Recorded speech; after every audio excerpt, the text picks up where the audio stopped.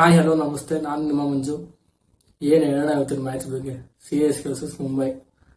ಯಾವಾಗ ಮುಂಬೈ ಟಾಸ್ ಗೆದ್ದು ಬೌಲಿಂಗ್ ತಗೊಂಡ್ರು ಆಗ್ಲೇ ಅನ್ಕೊಂಡ್ವಿ ಅರ್ಧ ಮ್ಯಾಚ್ ಹೋಯ್ತು ಅಂತ.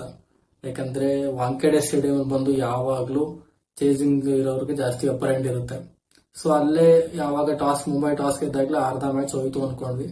ಓಕೆ, ನೋಡೋಣ. CSK ಚೆನ್ನಾಗಿ ಬ್ಯಾಟಿಂಗ್ ಆಡಿ ಒಂದು 200+ ರನ್ ನೋಡಿದ್ದು, ಅದರಿಂದಾಗಿ ಚೆನ್ನಾಗಿ ಡಿಫೆಂಡ್ ಮಾಡ್ತಾರೆ ಅಂತ ಮ್ಯಾಚ್ ನೋಡಕ್ ಕೂತಿದ್ದು. ಓಕೆ, ಚೆನ್ನಾಗೇ ಓಪನ್ ಸ್ಟಾರ್ಟ್ ಮಾಡಿದ್ರು. ಯಂಗ್ಸ್ಟರ್ ನ ಆಡಿಸಿದ್ರು. ಆಯುಷ್ ಮೆಟ್ರೆ ಅಂತ ಸಕ್ಕತ್ತಾಗಿ ಆಡ್ದ.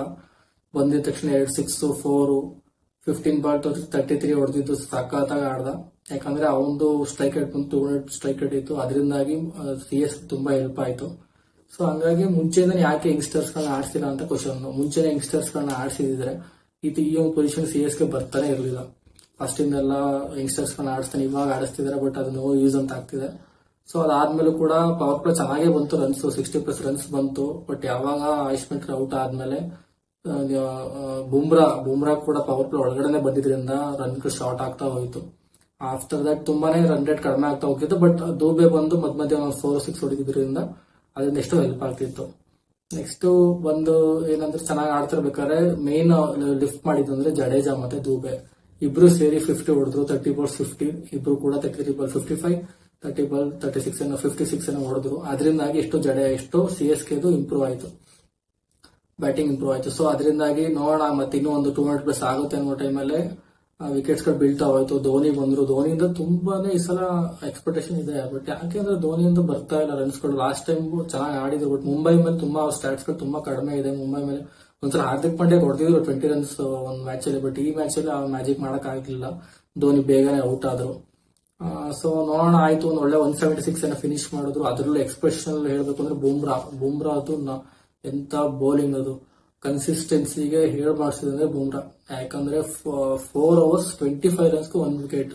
ಸೊ ಅಷ್ಟು ವಿಕೆಟ್ ತೆಗೆದಿಲ್ಲ, ಮೋಸ್ಟ್ಲಿ 4 overs 25 ರನ್ಸ್ ಅನ್ಕೋತೀನಿ. ಅಷ್ಟು ಚೆನ್ನಾಗಿ ಮಾಡಿದ್ದು ಬೌಲಿಂಗ್ ನ ಅಲ್ಲಿ ಕಟ್ ಹಾಕಿದ್ದು. ಸೊ ಆಯ್ತು, 176 ನೋಡೋಣ, ಎಲ್ಲೋ 5 ಪ್ಯಾಕ್ ಕೊಡ್ತಾರೆ ಅಂತ ನೋಡಿದ್ದು. ಸ್ಟಾರ್ಟ್ ಮಾಡಿದ್ರೆ ರಿಕಲ್ಟನ್, ರೋಹಿತ್ ಶರ್ಮಾ ಹೊಡೆಯಕ್ ಸ್ಟಾರ್ಟ್ ಮಾಡಿದ್ರು.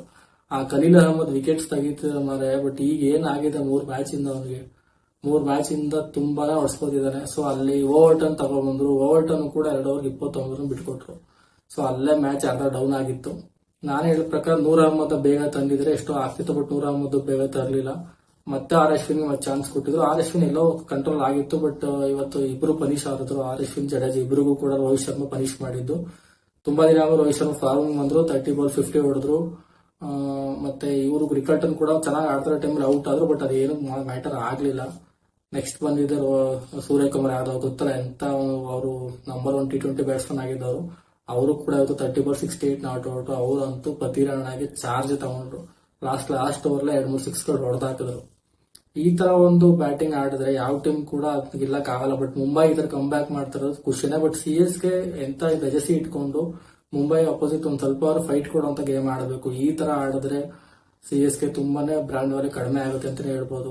ನೋಡೋಣ, ಬಟ್ ನೆಕ್ಸ್ಟ್ ಮ್ಯಾಚ್ ಅಲ್ಲಿ ಕಮ್ ಬ್ಯಾಕ್ ಮಾಡ್ತಾರೆ ಅನ್ನೋ ಹೋಪ್ ಇಟ್ಕೊಂಡಿದ್ದೀವಿ. ಈ ತರ ಯಂಗ್ಸ್ಟರ್ಸ್ ಆಡಿ ಬೌಲಿಂಗ್ ಕಡೆ ಇಂಪ್ರೂವ್ ಮಾಡ್ಕೊಂಡ್ರೆ ಮುಂಬೈ ಮೇಲೆ ಅಂತೂ ಆಗಲ್ಲ ಬಿಡಿ. ನೆಕ್ಸ್ಟ್ ಬೇರೆ ಯಾವ್ದಾದ್ರು ಮ್ಯಾಚ್, ಈ ಮ್ಯಾಚ್ ಮುಗೀತು. ನೆಕ್ಸ್ಟ್ ಮ್ಯಾಚ್ ಯಾವ ಮ್ಯಾಚ್ ಹೆಂಗ್ ಆಡ್ತಾರೆ, ನೆಕ್ಸ್ಟ್ ಇರೋ ಮ್ಯಾಚ್ಗಳು ಚೆನ್ನಾಗಿ ಆಡಿದ್ರೆ ಅಟ್ಲೀಸ್ಟ್ ಪ್ಲೇ ಆಫ್ ಬರೋ ಚಾನ್ಸಸ್ ಇದೆಯಾ, ಟ್ರೈ ಅಂತೂ ಮಾಡಬಹುದು. ಯಾಕಂದ್ರೆ ಧೋನಿ ಲಾಸ್ಟ್ ಸೀಸನ್ ಆಗ್ಬಹುದು. ಅಟ್ಲೀಸ್ಟ್ ಅವ್ರಿಗೊಂದು ಒಳ್ಳೆ ಸೆಂಡ್ ಆಫ್ ಕೊಡಬೇಕು ಅನ್ನೋದೇ ಇಂಟೆನ್ಷನ್ ಆಗಿರ್ಬೋದು. ಬಟ್ ಈ ತರ ಆಡಿದ್ರೆ ತುಂಬಾ ಕಷ್ಟ ಇದೆ ಪ್ಲೇ ಆಫ್ ಹೋಗೋದು. ನೋಡೋಣ ಬಿಡಿ, ಇನ್ನೇನಾಗುತ್ತೆ ನೋಡೋಣ. ನಂಗಂತೂ CSK ಗೆಲ್ತಾರೆ ಅನ್ನೋ ಹೋಪ್ ಇತ್ತು ಇವತ್ತು ಮ್ಯಾಚ್ ಅಲ್ಲಿ. ಬಟ್ ಸೋತಿರೋದು ತುಂಬಾ ಬೇಜಾರಾಗಿದೆ ಅಂತ ಹೇಳ್ಬೋದು. It's okay. ಮುಂಬೈ ಮೇಲೆ ಸೋತಿರೋದಲ್ವಾ, ಬೇರೆ ಟೀಮ್ ಮೇಲೆ. ಮುಂಬೈ ಓಕೆ, ಒಂದು ಒಳ್ಳೆ ಸ್ಟ್ರಾಂಗ್ ಟೀಮ್ ಅದು. ಇಬ್ರು ಕೂಡ 5 ಟೈಮ್ ಚಾಂಪಿಯನ್ಸ್ ಆಗಿರುವಂತವ್ರು.